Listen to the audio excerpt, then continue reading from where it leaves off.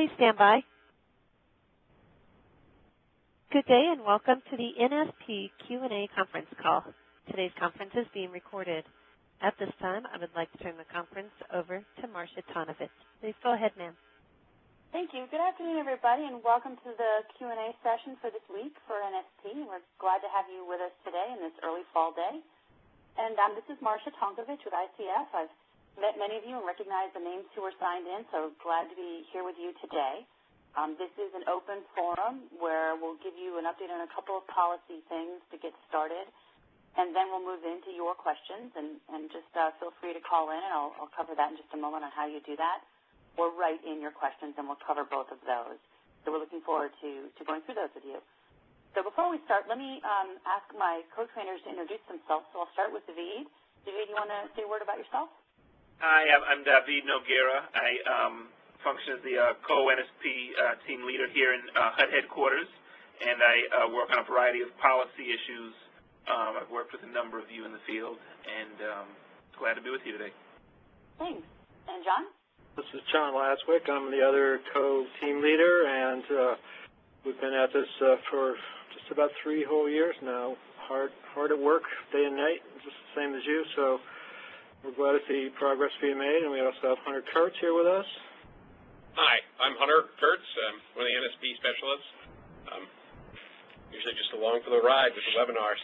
Well, Hunter's one of the ones that are organizing all these webinars that you've probably listened to or heard from. So we can thank him for the good content and the flow of those. So thank you, Hunter. Yes. Thank you. So let's see. Vinny is also on from ICF, and Vinny will be there if you do have any questions with your system, if you're having a hard time hearing or seeing the slides or any of those sorts of things. You can contact Vinny on the Q&A, and he can get back to you.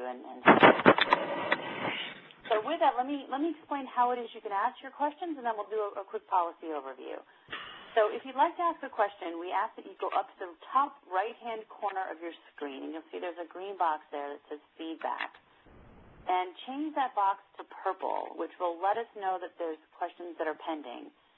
And then you need to get in a queue. So changing it from green to purple doesn't do it. You then need to press *1 on your phone, and that will get you in the queue for the phone questions. And we'll take them in the order that they are received and just go through them all. If somebody else already has asked your question, and so you don't need to ask it anymore, go ahead and press *2, and that will take you back out of the queue. If you don't want to use the audio for whatever reason and you want to type in a question, if you notice in the top of your live meeting bar, you'll see a Q&A there, and you can go into the Q&A and you can also type in your question.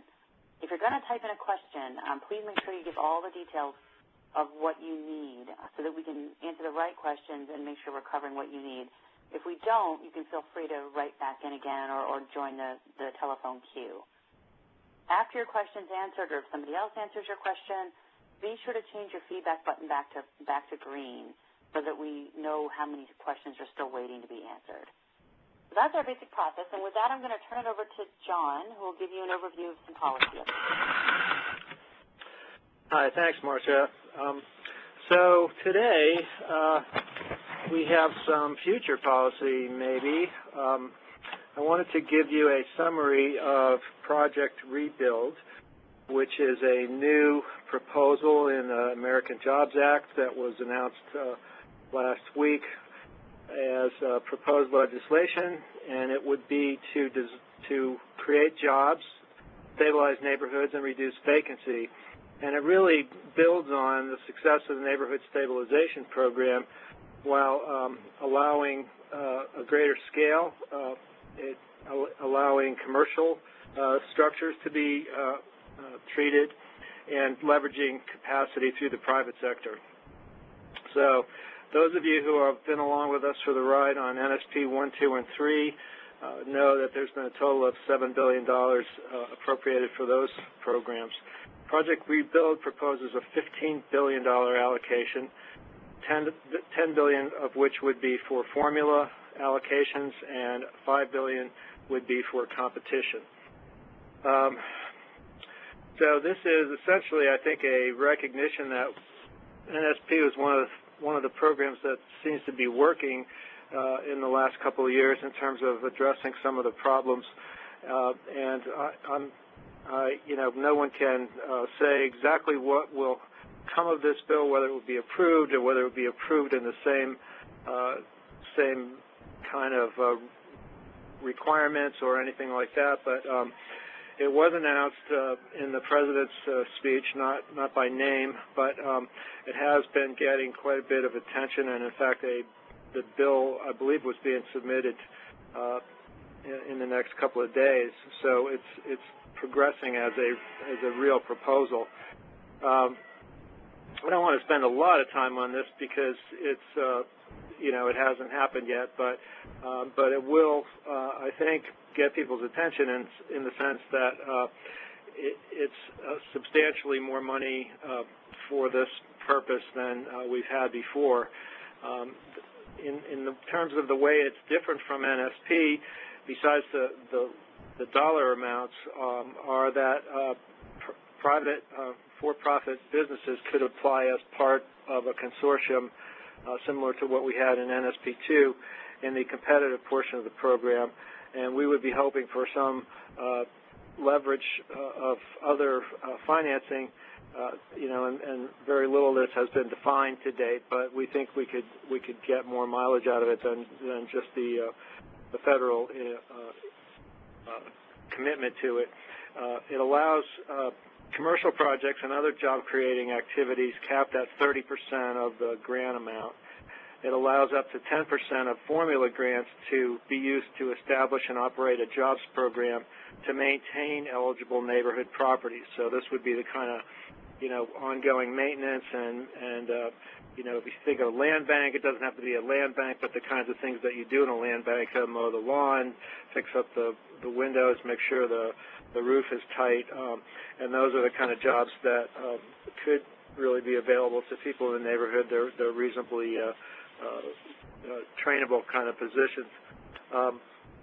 The allocation formula, of course, has not been defined, although it's similar to the NSP formula, and then each state would receive a minimum of $20 million of the $10 billion in formula funds. The initial runs that I've seen indicate that a majority of states would receive the minimum allocation, and then the rest of them would be larger than that.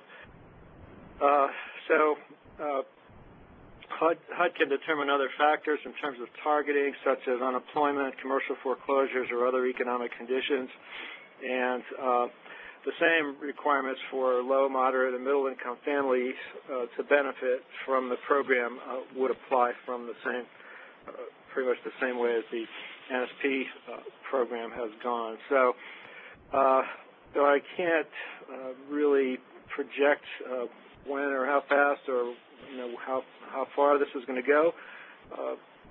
Speaking for myself, I think it'd be a great thing to see this much money for neighborhoods across the country, but I was just going to mention that starting next week, both the Secretary and the Assistant Secretary will be traveling around the country promoting the Project Rebuild and describing some of the accomplishments that we've seen under Neighborhood Stabilization Program and some of the potential things they'd like to see come out of Project Rebuild. So, right. So that's another thing to look out for. Yeah. So when you enter your performance data into DRGR, this is one of the places it ends up, and it's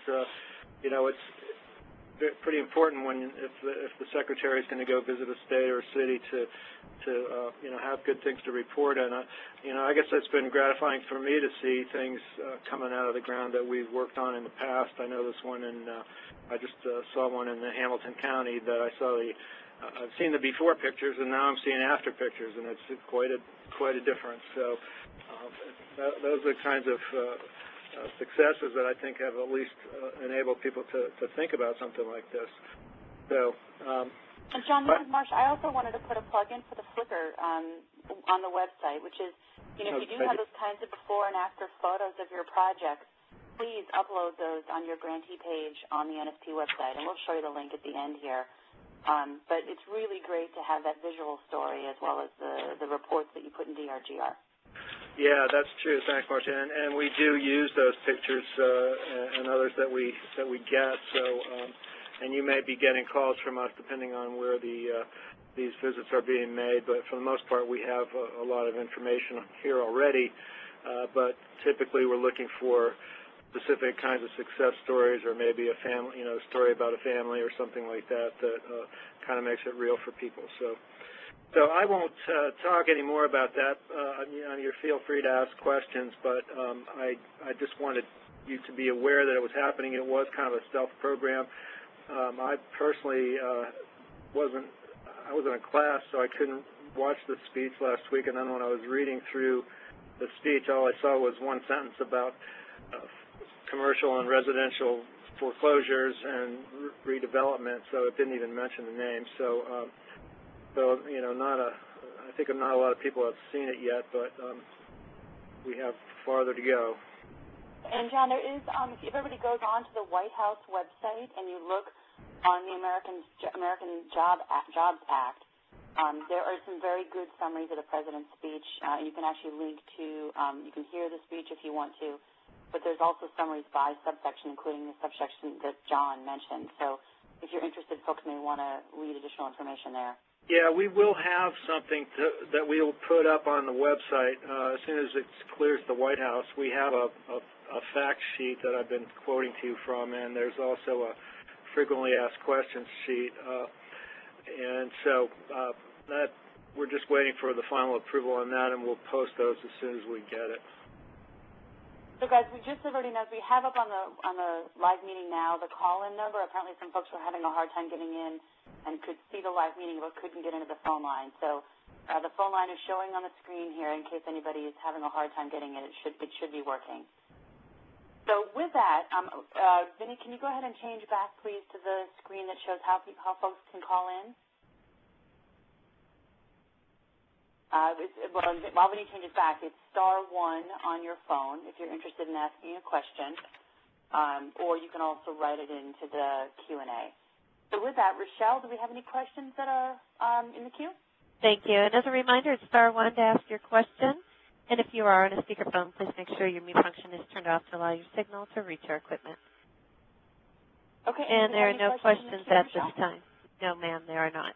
Okay. And I don't see any written-in questions yet. So, John, maybe while people are, maybe it's a phone system issue, do you want to give just a word about other policy things that are pending at HUD? Anything more programming?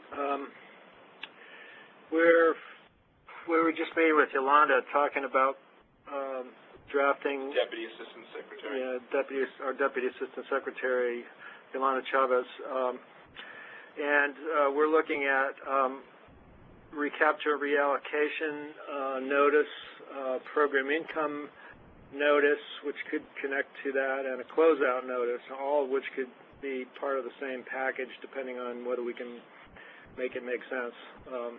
They're kind of related issues. Quite a few NST1 communities are already spent out, quite beyond spent out in terms of their original grant amounts, and so how we treat program income is still to be decided. So where we are right now is that we will be putting together some recommendations for the Secretary to consider, maybe some options on how to do certain things, and then once we get that direction, we will write those up and get them circulating. We are so Yolanda Chavez has allowed us to sort of proceed with the idea, with a notice to allow operating deficit escrows in rental projects, which CDBG has not allowed in the past, apparently because of we think it's because of some problem with an OMB circular. We are prepared to request a waiver for that, and apparently that has been done on rare occasions in the past. But we think it's merited here, and we've been talking about this for a while, and I apologize for how long it's taken, but that waiver should be fairly simple to get done. The other piece of that goes with that is that is that subrecipients can receive a 3% allowance towards indirect costs or overhead without going through an indirect cost allocation plan. This is a provision that we saw in some public housing rules, and we thought it might make some sense for NSP because there are a lot of small nonprofits in this program as members of consortia, and they don't always have the resources to get an indirect cost allocation plan going. Let me just... And John, on the operating expense one, is that capitalization of it or using program income that comes back from the project over time, or both? Both. Both. Okay, terrific. Yeah, so what we would want to do is set some limits on how much you could capitalize it with initially, and then also most likely require some sort of third-party trustee to retain the fund so that it retains its integrity. And everybody, so the home program allows a lease-up reserves, which, as I understand it, can convert to operating reserves if there's any left. I think this is a little more explicitly to be operating reserves, and I think the PIH allows it, but we're still doing the research on that. So, and then we also have, we're trying to get some things figured out on demolition, and there's a couple of last things hanging on that, and subsequent reuse of property that has been demolished or otherwise is vacant and might not be available for an eligible NSP use. And so right now we are still as far as we were a couple of months ago with the demolition webinar, and that's still the most recent statement. And that says probably 90% of what we're going to say, but there are a few loose questions hanging on that. So those are some of the things that are on our agenda. Well, and I'm seeing now a couple purple dots. So, Rochelle, do we have phone calls in the queue? There are no questions at this time, and as a reminder, please press *1, please. So, Michelle, I see that you've got your button to purple. So go ahead and press *1 to get in the queue, and then you can ask your question. We do have Michelle Dibbenzetto with Long Island Housing Partnership. Right. Great. Hi, Michelle. Hi. How are you? I'm good, thank you. How are you this afternoon? We're great. Good. I have a question about upon completion of our rehabilitation work of a home, it's vandalized, and it needs additional rehabilitation work to repair the damage. Can NSP funds be used to pay for the additional repair work when insurance proceeds do not cover the total cost of the rehab? Can we split our total development costs? Are we permitted to do that? Yes. In that case, though, I don't think you'd classify it as rehabilitation since you kind of completed the rehabilitation. That's correct, yes. It's part of the disposition. Right? So it's a cost that you tie to disposition. You classify as disposition. But the first question that would come up is, what did the insurance company cover, and what were the unmet needs for the property that are still outstanding? Okay. Yeah, so this is a word to the wise that at least you had insurance. I think we've heard from some folks who did not have insurance on these properties, and then they're really out a significant amount of money. So yeah, we have insurance on all our NSP homes. That's great. And it would not be part of your total development cost. Okay. Yeah. So when working out your sales price, you couldn't include that cost. Right. Just like other costs that we consider to be disposition costs, such as maintenance or lawn mowing or whatever. Right. It's the kind security, of stuff. If you had to put a fence up around the property temporarily. Yeah. Yeah, we may want to have a webinar on security issues, because I know it's coming up in a number of places. We heard about some interesting suggestions in Florida on a webinar a couple of months ago, and if these properties are sitting out there, they can be susceptible to that. So. And guys, on this topic, because we have heard quite a lot about vandalism, we're going to be putting out sort of a one-page tips idea sheet out on the NSP website in the next couple of weeks, which gathers some of these ideas that we've heard from your colleagues across the country about how they're dealing with this issue, because it is happening in lots of places. So watch for that to be up on the website, I would say, within 2 weeks.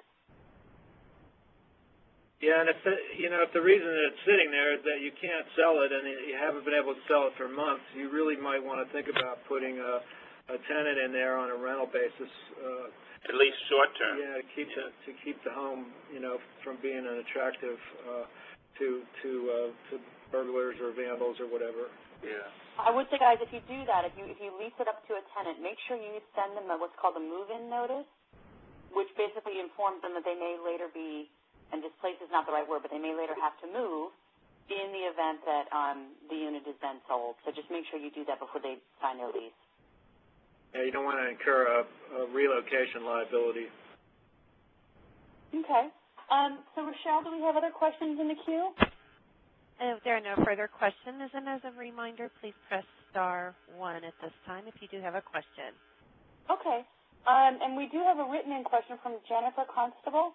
Jennifer writes, can you please clarify the following relative to the 25% set-aside guidance? And then, Jennifer, your question cuts off. So if you could either call in or write back in your question again, I think we're missing the end of your question.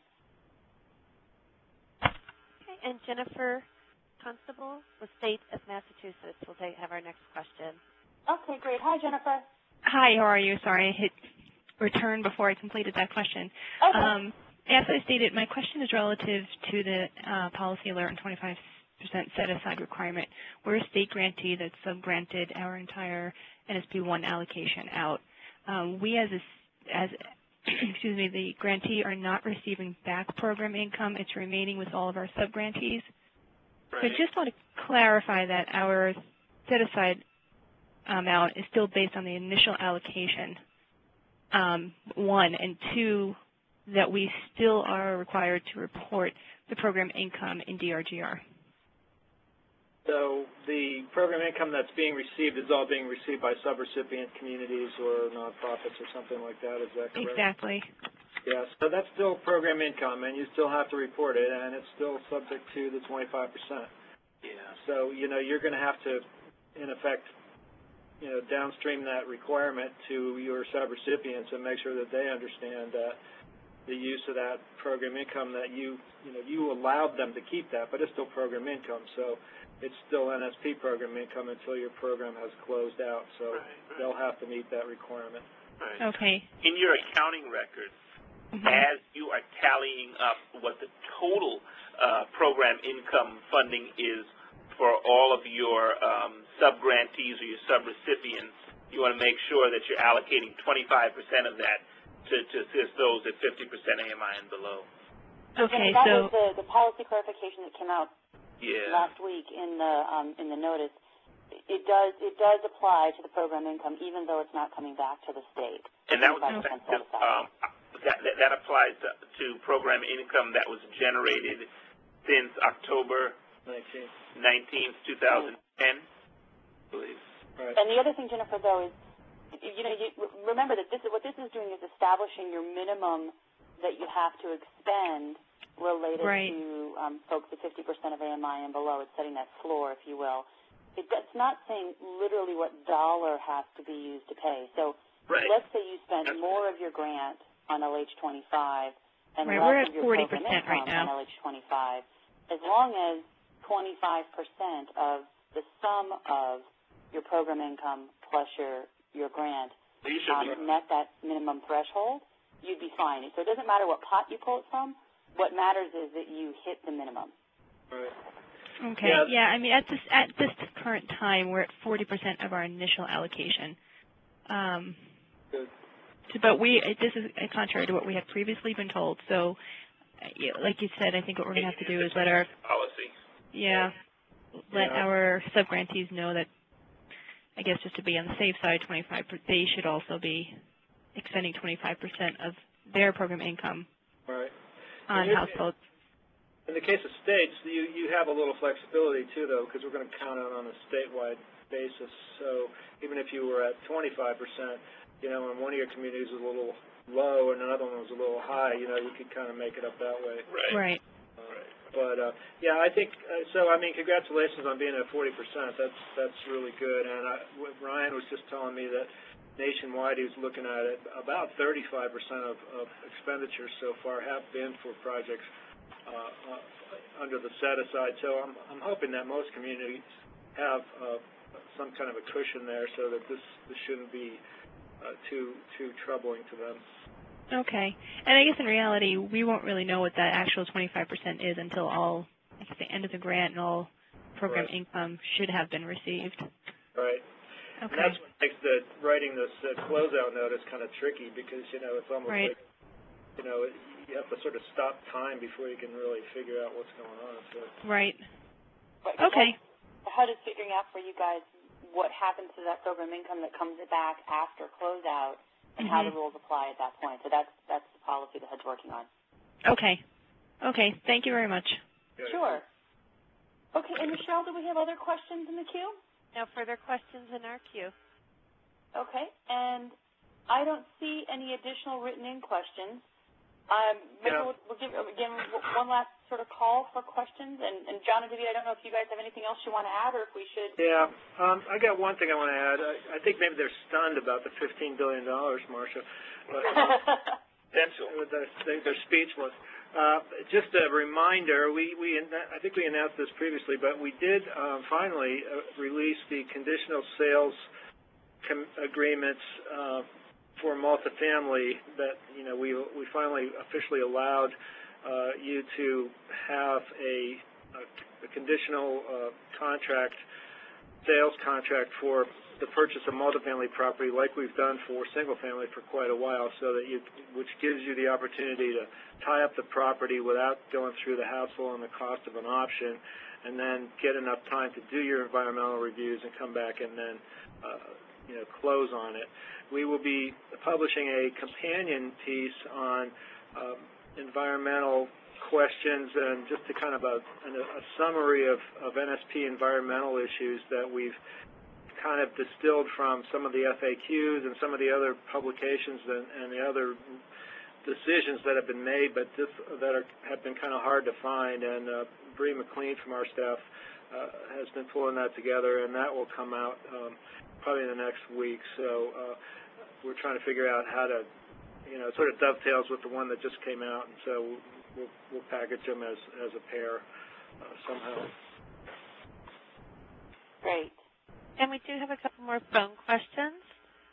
Okay, I think the $15 billion has now sunk in. Okay, great. So, Rochelle. We have George Raminoli with Pasco County. Hi, George. Hi, can you hear me? We can. Hey, George. Okay. Hey, hi, guys. I'm a little concerned, changing in midstream about this 25% rule. I mean, we're a large grantee. We received $19.5 million. We've already spent all that, plus another $5 or $6 million. And like all of a sudden, boom, major change in the rule after 2.5 years of going. Why was this all of a sudden this epiphany at HUD changing the rule? And did you guys realize, for those of us that have spent our grant and going forward, I mean, this can be a major issue for us to change our calibration. Well, especially also because we looked at stabilization as mainly home ownership, and it's awfully hard to get home ownership for the people under 50%, which we have done. But, it's much easier for people that are from 50 to 120. And I don't want to do rental in these neighborhoods. To destabilize the neighborhoods of single-family rentals. So you're really screwing us all up by doing this. Well, I regret that it's creating problems for you. We did define it one way in the first NSP notice, and then it was redefined in the combined NSP 1 and 3 notice in October. So you're not required to meet that requirement for any program income that you earned prior to October 19th, and we've published a list of amounts for people to use as a reference. I mean, I think that the reason that it happened is that we have been increasingly seeing the need for rental housing, and in fact, that it's pretty hard to sell houses in a lot of neighborhoods. Now, that's not necessarily yours, but so I know that's place by place.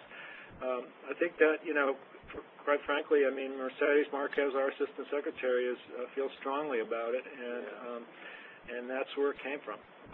And so we've been trying to, work around that, and I think that I think that there is some flexibility in most people's programs, and hopefully they can adjust to that. So we need to blame Mercedes on this. I'm kidding. I said that, but yeah.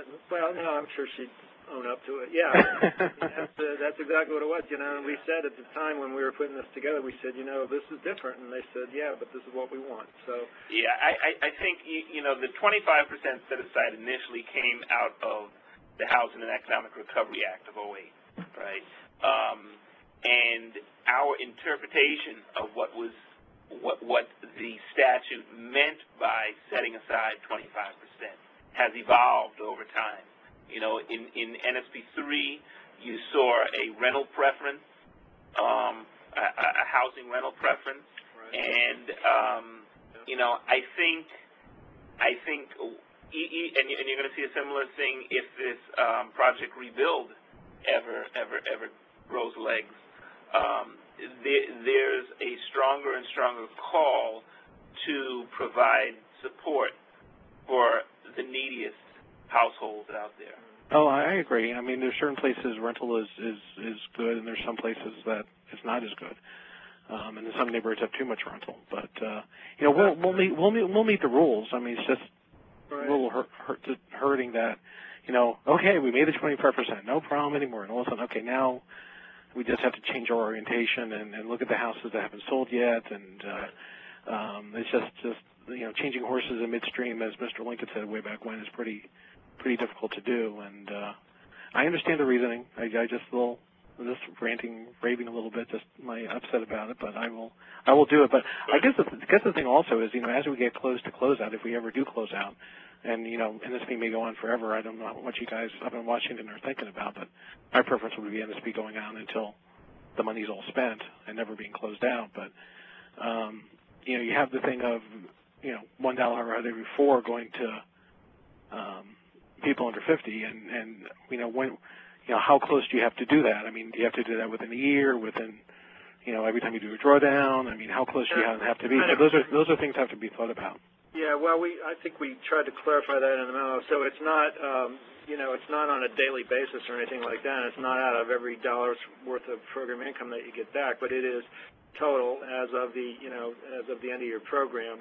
I mean, I think that in certain cases like yours, you may have to look at maybe an amendment to get you into some neighborhoods where rental housing works better, and so we're happy to consider those kind of changes to allow you to do that. Now, this doesn't currently apply to NSP 2, but I have to think, I have to say it's moving in that direction. We have more hoops to jump through with NSP 2, but so. Well, one thing also to think about is, when you do the closeout rules, if we come to the point where a community is at 23%, but still is sitting on several $1 million, and money will be coming in the future because of loan repayments, to not make them not in compliance, because in the future they'll have money to meet that compliance, because if it's budgeted towards those, for people under 25%.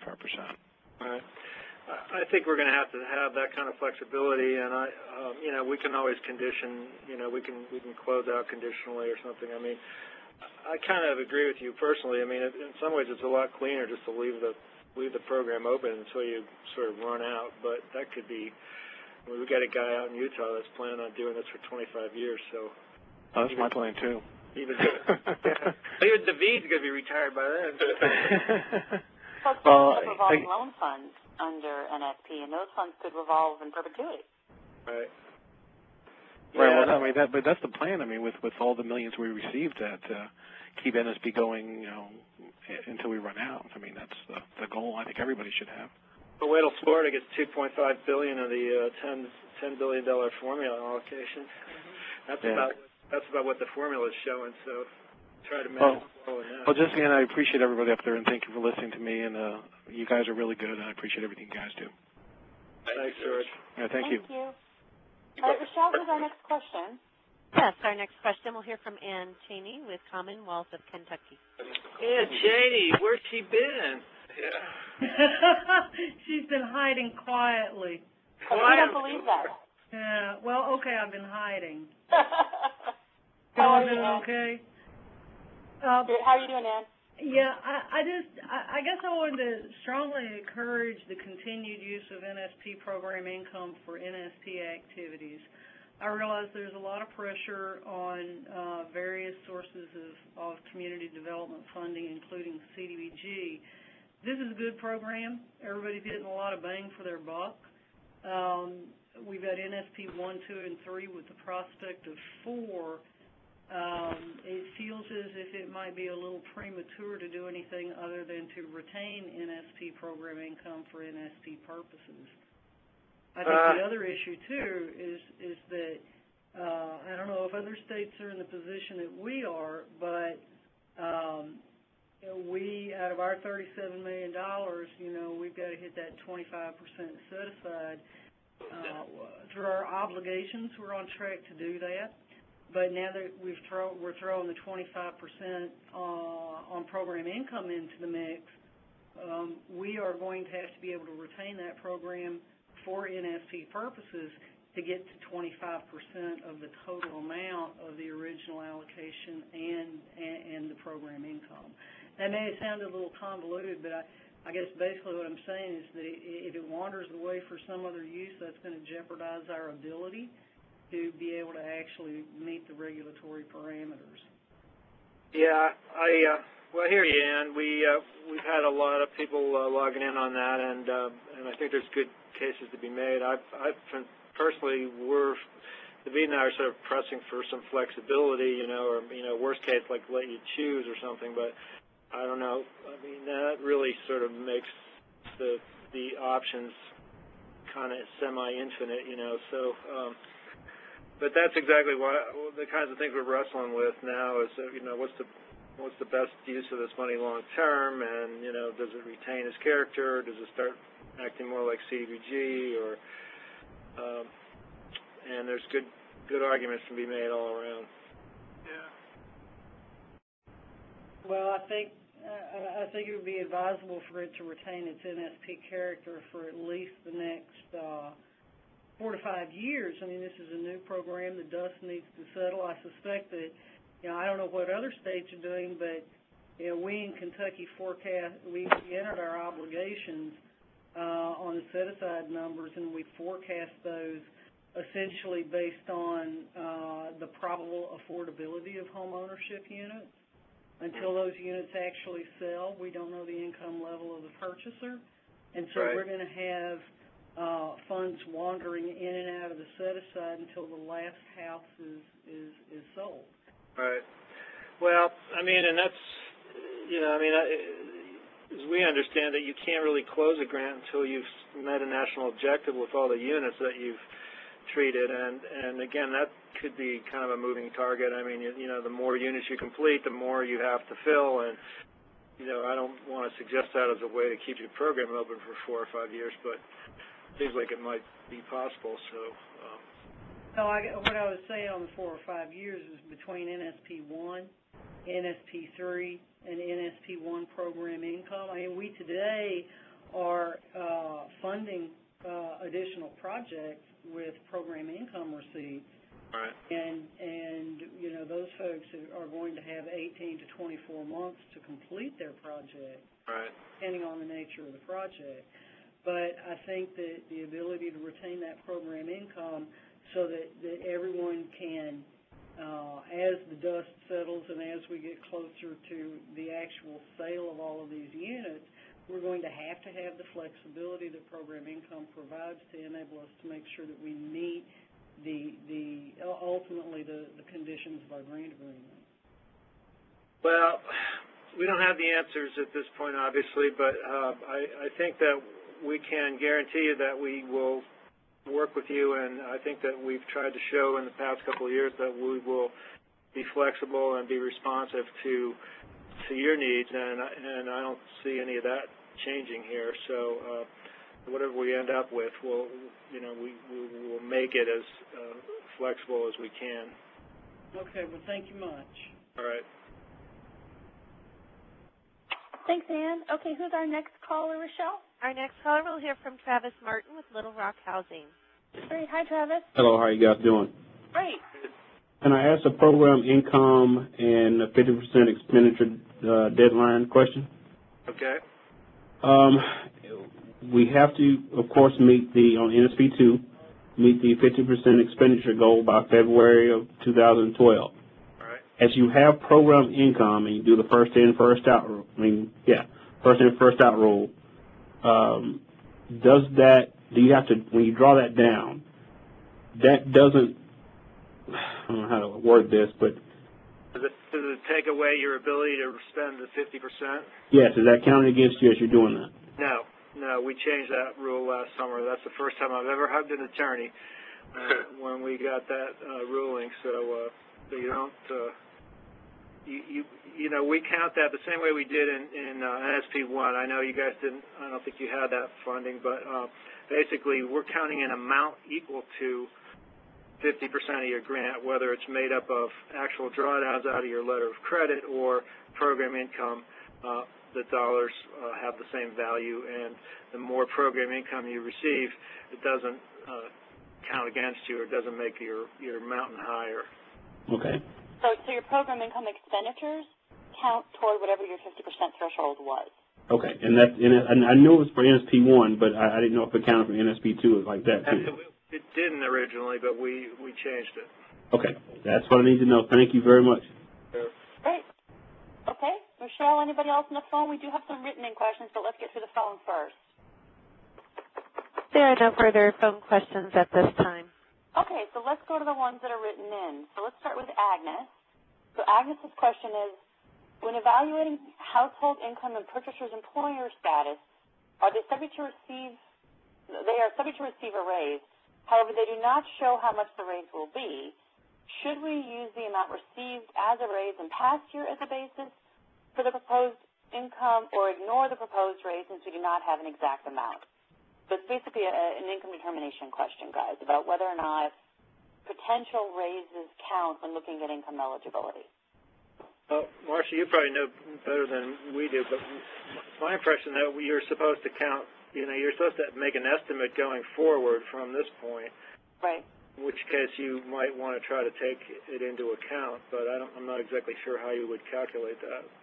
I think what you typically do is you would ask the employer, what they anticipate, if everybody is getting a 3% raise or whatever it might be, and the employer can tell you that, then you would factor it into your prospective income. So you're right, you are projecting forward the next 12 months. However, if the employer says, we don't know, we're not sure, and you can't get a sense of whether the raise is going to actually occur or not occur, I would then look at whether or not it's something that happens regularly. In other words, do they every year get a 2% raise? And if that's the case, then I think you could use last year's raise as a reasonable projection of going forward. However, if it's spotty, 1 year they get a raise and the next year they don't, and it's unclear, and the employer can't tell you whether or not they're going to get a raise going forward, then I'm not sure whether I would count that or not, because I don't think you have any basis of knowing how much or whether it's actually going to happen. Yeah. I think it probably comes down to the information you can get from the employer and, what their best estimate is of what it's likely to be if you can get such an estimate. Does that sound reasonable to you, John? Yes, we agree with that. Okay. So, Agnes, I hope that answers the question. If it doesn't, please feel free to write back in or call in. Okay, it looks like the rest of them are just hand raising. So, Agnes, if you want to call in, it looks like you wanted to actually talk, so press *1 to talk about your question. Or Adrian, I think you also had your hand raised. And then finally, Roy, you also have your hand raised. And then we have one more written-in question. So Agnes, Adrian, and Roy, please call in. The next question is, does the 25% set-aside requirement apply to NSP2 grantees? The PI policy alert seems to only reference NSP 1 and 3. No, it doesn't at this point, but the reason is that the legislation or really the NOFA for NSP2 was different and would require different changes. We've actually made these changes in the NSP 1 and 3 combined notice, and we're just alerting people to the change. We expect to make the change for NSP2, but it has not been accomplished yet. And the date would be whenever that change That's happened. right. So it would start counting from whenever that was, so it wouldn't affect program income they are receiving now. Great. All right, so again, Adrian and Roy and Agnes, please feel free to call in *1. Rochelle, do we have any other questions on the line? Yes, we'll take a question from Pam Hallett with the Community Builders. Hi, Pam. Okay, she must have disconnected. We have Adrian Harris with Metropolitan Development and Housing. Hi, Adrian. Hi, that was my question about the program income in NSP2. Okay, anything else? Follow-on set? That's it. Thank you. All right, terrific. All right, anybody else, Rochelle, on the line? There are no further questions. Okay, so John and David, should we just call for final questions, or anything else you want to add at this point? I can't think of anything. Yep, Thursday's webinar is going to be on Davis-Bacon, and then next week we'll be doing a webinar on lease purchase on the 20th. Terrific, and there is a schedule going out, guys. If you look on the NSP website, there's webinars coming up that I think are now scheduled through November, right? December 1st. December 1st, okay, great. So yeah, please go onto the NSP website to learn more about available webinars. So with that, I'll take a last call for questions, either write in or call in. So Rochelle, do we have anybody? We have Marilee Hanson with HUD. Hi, Marilee. Hi. As long as we were talking about the LH25, John and David, did you guys want to talk about the mechanics of DRGR and getting accounted for your LH25? A lot of my grantees have acquisition, rehab, resale programs that are not LH25, but when the data comes in, it looks like the majority of their homes are being sold to LH25 households. So if I understand it correctly, they need to then move those homes out of their LMMI activity into an LH25 activity to get credit. Is that correct? Yes, it is. Yes. Yeah, I think that's going to hang up a lot of grantees.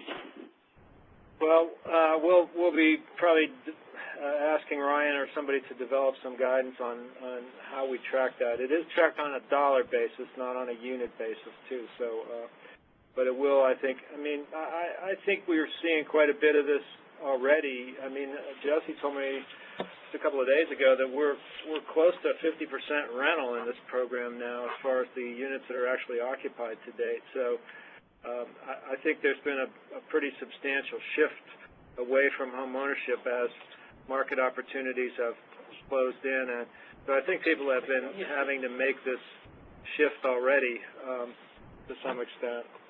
And along those lines, you can go back and if you have somebody you put in the house that you counted as LMMI that maybe was 25% under the 50% AMI, you can go back and count them. Clean that up. Yeah, but you have to change them from one activity to the other and move the vouchers that are associated with that address. It's, it's just the mechanics of it. You do if you want to count it toward the 25% set aside. I will say that there are a couple grantees that I've worked with who are way over the 25%. And decided they're just going to put all their rental units under LH25 because that's who they're serving, and they're not going to worry about their homebuyer units. And so even though they have a sprinkling of homebuyers who are below the threshold and could have qualified, it wasn't worth it to them to go back and redo DRGR because they had already met the threshold. So I think it depends on how you're doing on the threshold. Yeah, that's a good point. And I know in a lot of the rural areas up in northern Nevada, for example, the majority of their home buyer programs are going to LH25, as well as some of the ones that I monitored in Phoenix. Yeah, it sounds like they might need to go back and change it. And there is the DRGR help desk, I understand, John. So if folks had questions, they could probably contact them as well, right? Yeah, more for the mechanical kinds of things, but if you have a sort of policy type of question like this, you might want to put it into the Ask a Question box. Okay. Anything else, Marlene? No, thank you. Okay, great. And we do have one person who has their dot on, which is Pam. So Pam, if you have a question, please press *1 so that we can hear your questions. Is there anybody else in the queue right now, Rochelle? And next we will move to Pam Hallett with the Community Builders. Great. Hi, Pam. Hi, can you hear me? We can. Yeah. Okay, great. So, hi, how are you? Sorry, I disconnected myself. I was so excited about talking to you all. But, you don't get to talk to me enough. She with the phone. Anyway, I've got a question about the state allocations. We're a multi-state grantee, and we're going to easily spend all our grant funds before February 13. I'm wondering when we have to actually expend all the money in all of our states. Do you know at this point? So how do you, if you're going to expend all your funds by 2013, which funds are you talking about? The grant funds, but we have certain allocations in states, in 9 different states, but we've over-allocated at this point some states, and other states we don't yet have, we have deals, but we don't have them closed or obligated yet. That's what she's asking. So, but you're saying, because and for everyone else listening, Community Builders is one of our national NSP2 grantees, so this is a sort of a unique question for only a handful of grantees.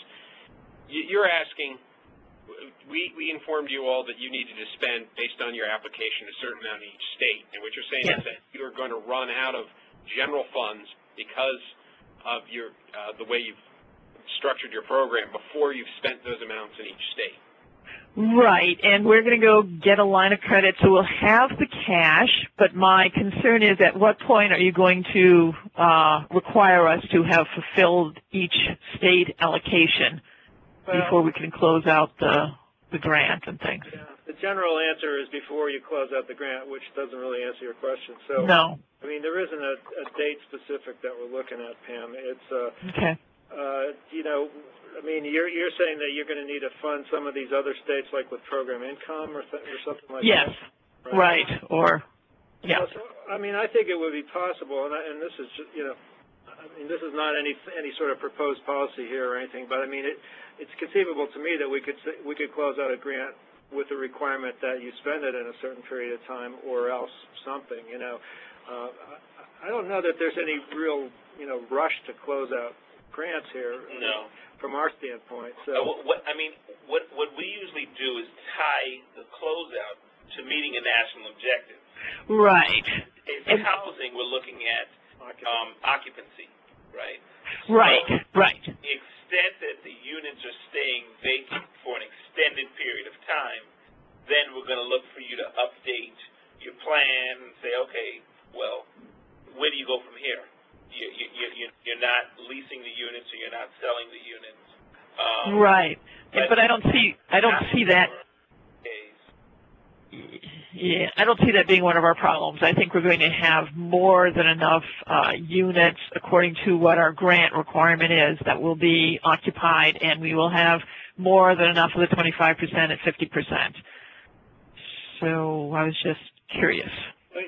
We just literally have not worked all that stuff out yet. But these kind of questions are helpful, and I would be in favor of, having maybe some kind of forum on the phone or something when we get a little closer to knowing what, I mean, Jesse's starting to write some stuff down, and we're looking at it, and so, you need a little bit of a skeleton, and then you can start throwing the examples onto it, and I think at this point, I would favor, some sort of interaction with you all to give us some preferences or throw us some examples of, what could go wrong or whatever.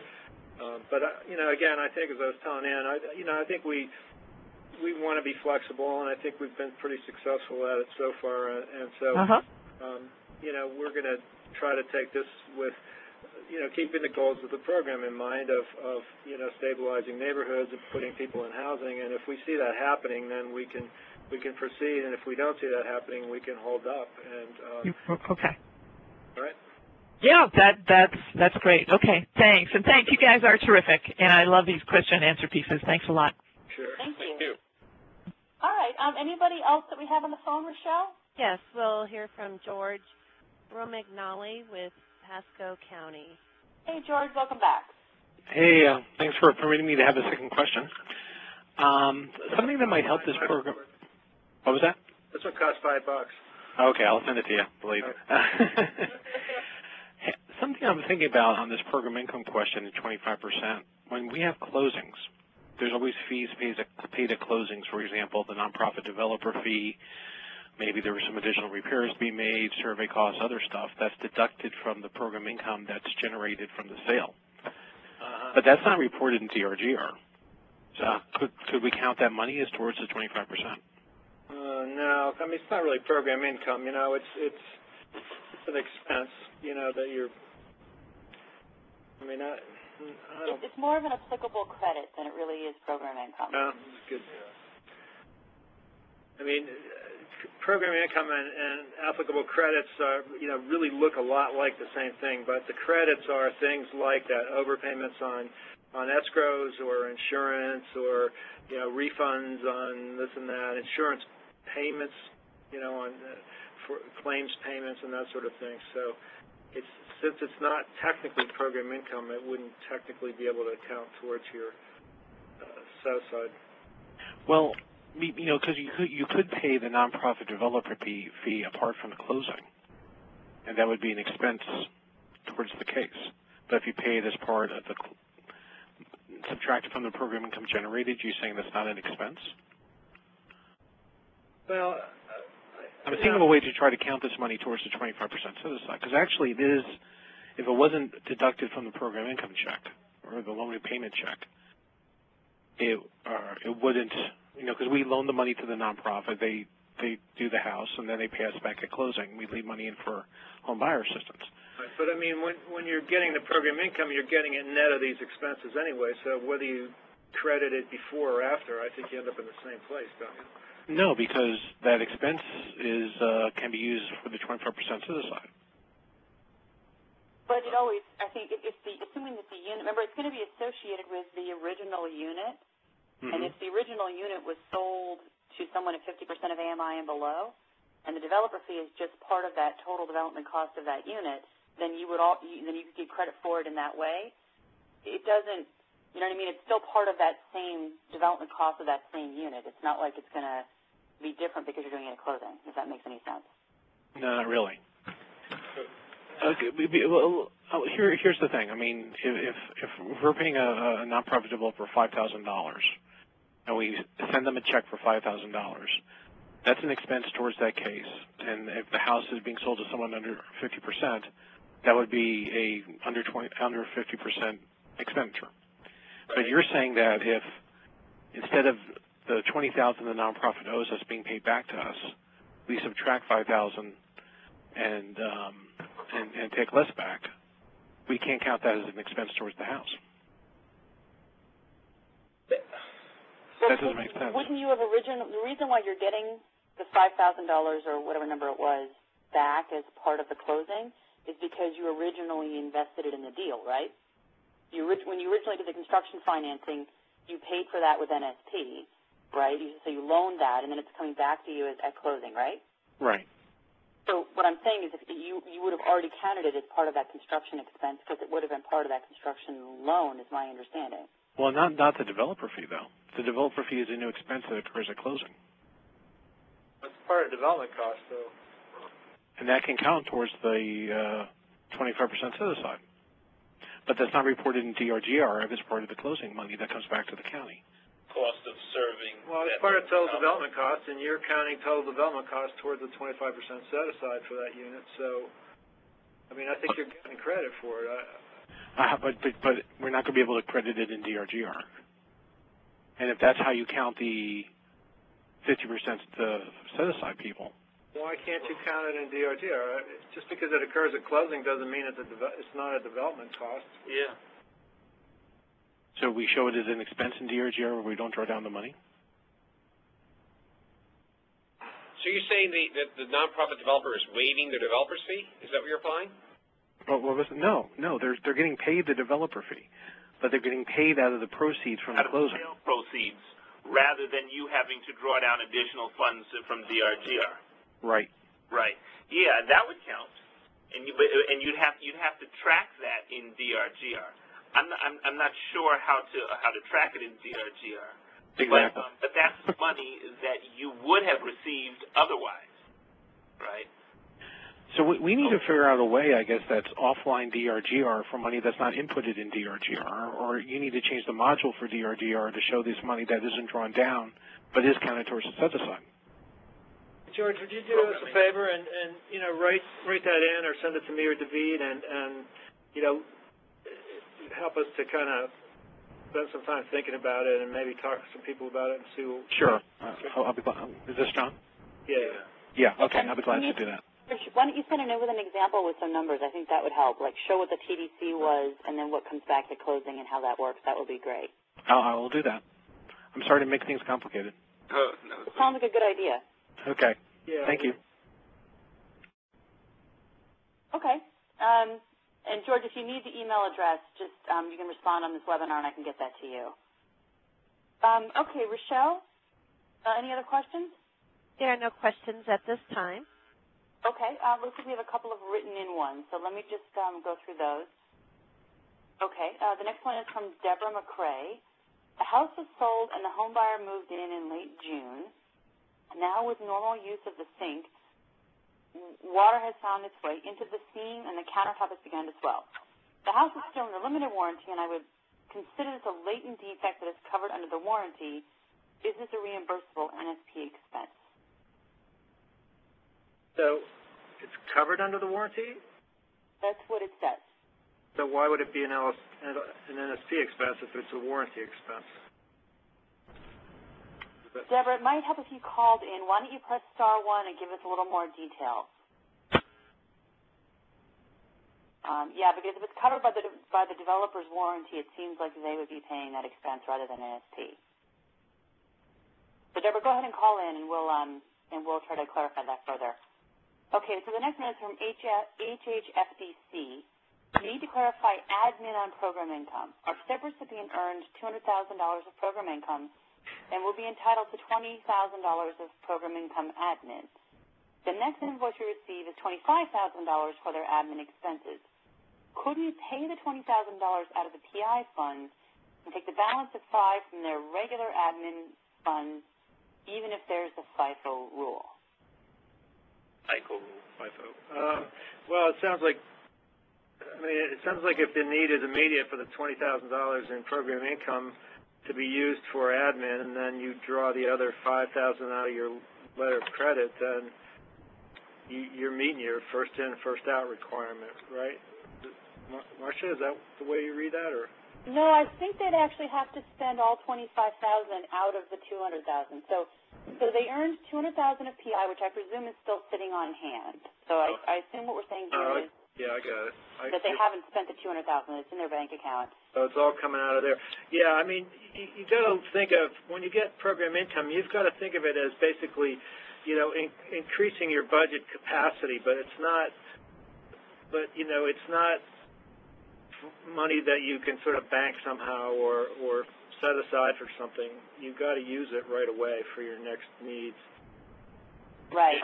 So if they're entitled, assuming we're not going over whatever the overall admin cap is, so take that as a given that they're not going to exceed the admin cap.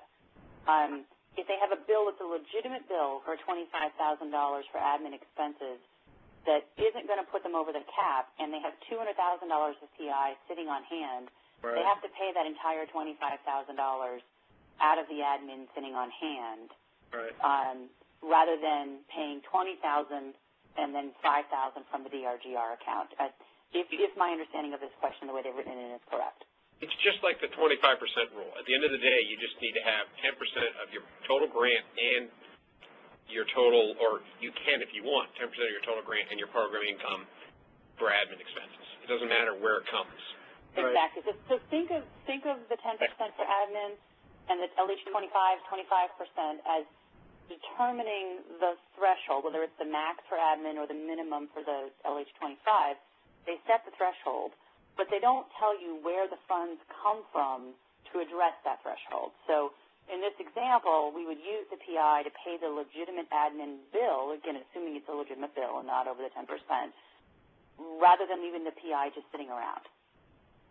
But so they had received an initial $1 million investment from NSP funds. They were going to get $100,000 of program income. They get this, or I'm sorry, they can have the 10% cap means they have $100,000 of administrative funds or admin funds. Mm-hmm. They get this, what was it, $200,000 program income. They now have $95,000 worth of program income after the $25,000 cut. Correct. So, yeah, I think a lot of people think that, I heard something in this question about the $20,000 for admin, and somehow that applies to the $20,000 admin request that they have in. The program income really has nothing to do with projects that you've already approved, or it's just you've just increased your program size, and what comes up next in terms of funding request has nothing to do with the substance or the allocation of the activities that you're going to use that program income on. So hopefully the folks at HHFDC, that answered your question, but again, if not, please call in. So Rochelle, do we have a call in from Deborah or HHFDC? Not at this time. As a reminder, so again, guys, I know we may not have totally answered your question, so please call in if you have it. We'll stay on for just a few more minutes. And Rochelle, do we have anybody else on the line? No, there is not. Okay. So again, please, last call for questions. If you do have any, please *1 to call in, or feel free to write it in at this point. We'll give it just a minute or two here, and then we'll wrap it up for this afternoon. Okay, and we do have a question from Lori Dinner with Healthy Neighborhood. Okay. Hi, Lori. Hi. We have a question. It's the follow-up to really the program income issue. Okay. A developer pays us back net proceeds of sale on the loan that we provided them, which in essence is program income, but because it comes from a developer, we don't call it that. It's repayment of the loan. Hold on a second. Is it coming back to you, or who is it coming back to? It'll come back to the main grantee. Yes. So it comes back to us. Then it is program income. It doesn't matter who it comes back from. What it matters is who it comes back. Right. It's program. We realize we need to count it as program income. Right. The question that we have in DRGR, do we show that as program income earned within that activity by that developer, or do we show it as program income in the main grantee? So I'm not sure the DRGR answer to that. Do you know, John? No, I don't. Ryan's not nearby. Want us to write this one in? Yeah, probably should. I'm sorry. No, that's okay, because we've been struggling because these are folks who were subrecipients who we did program income, of course, right back into them, and then when an expense from that particular activity occurred, we spent that program income first, but not necessarily if it was, and maybe we were doing this wrong, but if it was program income that came in from a different subrecipient, the next draw didn't come out of program income unless it was geared to that activity. Yes, and it was all coming back into you, is that right? No, it was at that point program income was coming back to them. Okay, so so then we booked it that way. But once we changed, then all the programming, and they became developers, then all the program income will be coming directly to us as the grantee. Okay, so that part of the question I think we can answer, which is, right. To the extent that you allowed the subrecipients to keep the program income and not pay it back to you, then they could continue to use that up before they came in for draws. Right, and that's what we've been making them do.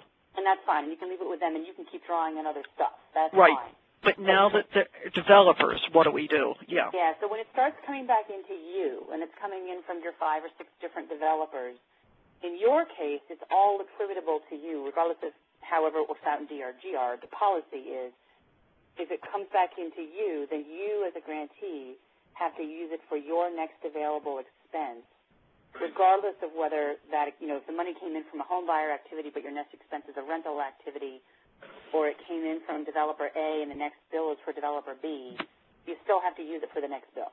So you need, right, okay.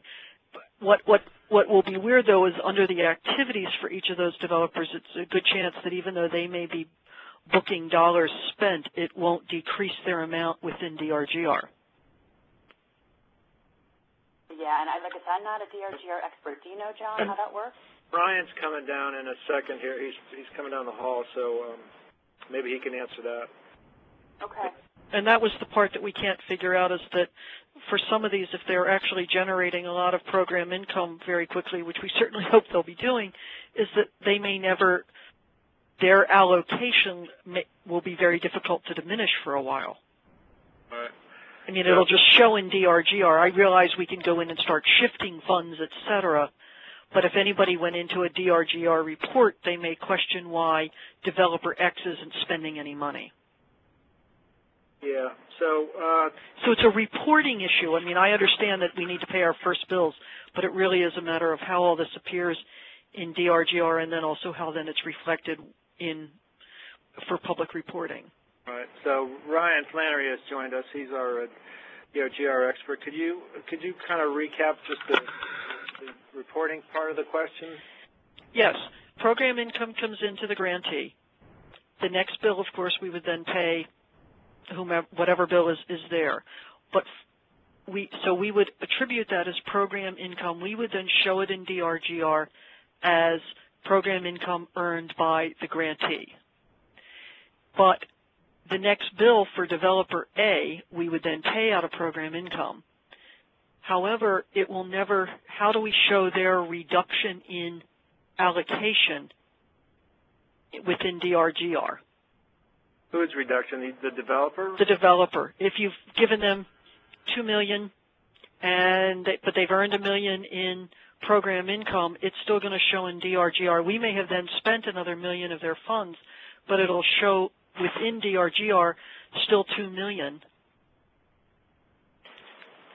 So when the program income comes back in, you receipt it against the activity that developer is working on, that generated program income. So you receipt it within that activity. Right. Got it. And then when you roll, go ahead, sorry. But then when we go to spend it, it may not be for that particular activity. It may be someplace else. But that's okay. Okay. That's how you're supposed to do it. I guess I'm not following what the... Well, no, I've got it now when you say that we receipt it. So it shows as coming in from them, but then their next expense may not be then deducted. If we go in and obligate for them, there may be no... For someone else, there may not be any program income within their account to show it, so where does it then deduct from? All right, so program income, you have to think about it once it comes back in as going into some kind of cloud in the sky of program income. It goes into a pool of program income, right? So it can be drawn down for any activity. It doesn't matter. So what you're doing is when you're receiving it against that activity, you're showing that we receive program income. This activity generated it, and this is how much we got.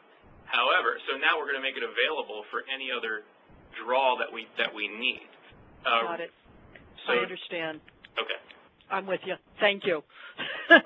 We've been running this one in circles. Thank you very much. And now, you sorted it out. Keep in mind that it sounds like, I think it's November 1st, there is going to be a bit of an overhaul when it comes to program income and DRGR.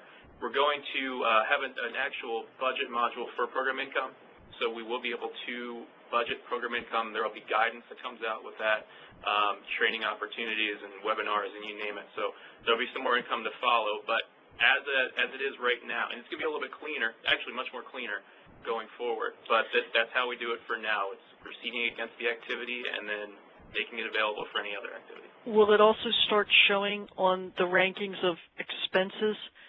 Because right now it's not, when it shows what % of your funds you've spent, it doesn't reflect program income within that. What you'll be able to do is you'll be able to budget program income. Right. But the problem has been when you look at the rankings that come out biweekly or whatever, that it will show you at 38%, but if you add in your program income, you're actually at 42% of expenditures. Right. So unless somebody adds those together on those rankings, it doesn't show it. Well, we do that internally here. Right. But you're right, and that's a good It'd be nice question. to add another column of program income and stimulus funds combined equals this expense. Right. So I believe it will show the total amount, but I'm not entirely sure. I'll have to follow up on that. Yeah, because it unfortunately then it doesn't sort of show you where you truly are on reaching your goals. And I will tell you guys that the internal reports that HUD does, that's what offices do take into account both expenditures and program income. Okay. So at least in the internal HUD reports, it's doing that. Okay. And the reports that we put out weekly also do show that. So if you do need to have an accurate number or you need to present it to somebody, that report is the best place to go. Thank you. Total expenditures. I think sometimes those columns are hidden. But no, we made it to where the total drawn now reflects program income as well. Got it. Terrific. Thank you very much. Sure. Thank you. Okay, Rochelle, anybody else queued up? Yes, we have Marilee Hansen with HUD. Hey, Marilee, welcome back on. Hi. You guys have already answered the question. I knew your program income answer before Ryan got there. Oh, well, thank you for the help. Crazy, I didn't get in. So you've answered it. Thanks. Thank you. Okay, anybody else, Rochelle? There are no further questions. All right, so John and David, I think we've answered all of them on the phone, although there's a couple people who had phone questions that might have needed follow-up. So if you're one of the folks on the phone or who wrote in and you don't feel like you got a full, complete answer because we needed some more details, please feel free to use the Ask a Question function on the NSP website and give us more details, and then we can quickly respond. I think the average response time is down to about 2 days. So you should be able to quickly get additional details and an answer. John or David, anything else, or should we wrap it up for today? I think that's it for us. Yeah. Okay. All right, well, let me show everybody, again, the website, just in case you folks want more information. So here's the website with all the places, and you can see the different parts of the website. And as a part of that, there is the Ask a Question function. So you can submit any follow-on questions to this webinar, or if you want to add any more details, or there was a couple folks who were going to send John some ideas for policy things. So please feel free to use that. And you will also be getting a survey. It'll come out to you probably tomorrow or the next day asking for your feedback on this webinar. Please let everybody know, let HUD know what you thought about it. If there's any topic areas for future webinars that you'd like to see, please let HUD know. And I will say that there's a summary that comes out after each webinar, and HUD looks at those every couple of weeks, so they read every one. So we do appreciate your feedback. So with that, I'll turn it over to John and David. And from me, thank you very much for joining, and look forward to talking to you at a future webinar. And John, David? Thanks, Marcia. Bye, everybody. Thanks, everyone. Thanks, guys. Bye-bye. It's Thursday.